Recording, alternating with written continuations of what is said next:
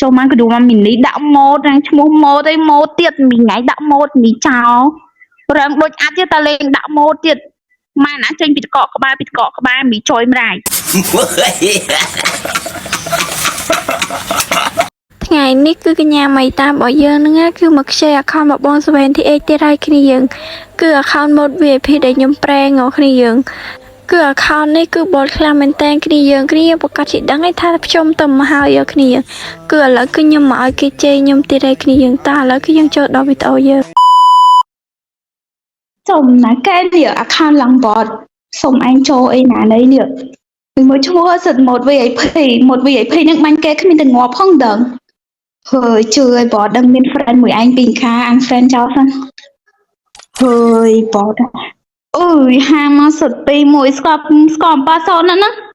មីចោកចុយនេះមកដល់តែស្គងម្ដងពួកគេ2 1ស៊ីគេស្គងអំប៉ាសូនណាត់បើកាត់អញបាញ់បិទមីចោករួយម៉ូត VIP រួយម៉ាយវានេះមួយមើល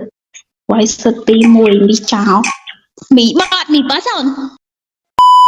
មិនចូលដល់វីដេអូគ្នាយើងខ្ញុំសូមមក website ខ្ញុំតិចសម្រាប់គ្នាយើងណាដែលចង់ថប់អបិតាមេឌីអីគ្នាយើងអាចថប់អបិតា website មេតាថប់អបបានគ្នាយើង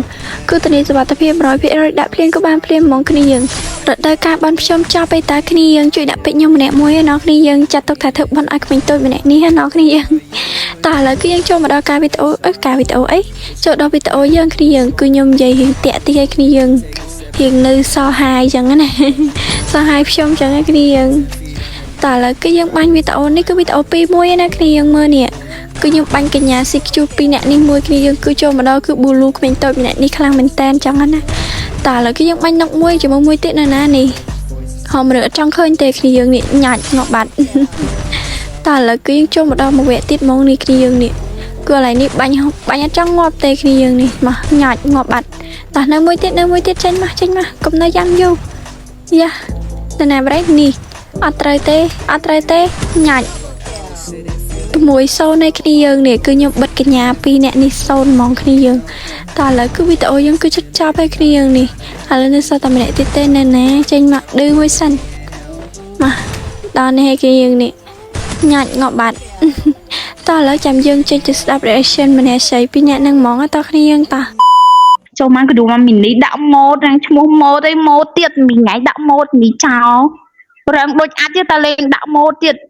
ម៉ែណាចេញពីតកកក្បាលមីចុយម្រាយមីថ្ងៃឆាប់លុបហ្គេមចោលផ្ទះមកខ្នះកែលេងដាក់ម៉ូតចឹងណាម៉ែមីអាត់ម៉ែណាចេញពីតកកក្បាលហើយលេងបត់សួនគេទៀតថ្ងៃមីបត់មីម៉ូតមីចង់បានវាហ៊ានលេងរ៉ាងហើយសារវារ៉ាងបតទេប៉ុន្តែលេងដាក់ម៉ូតមីម៉ូត VIP នេះវិញ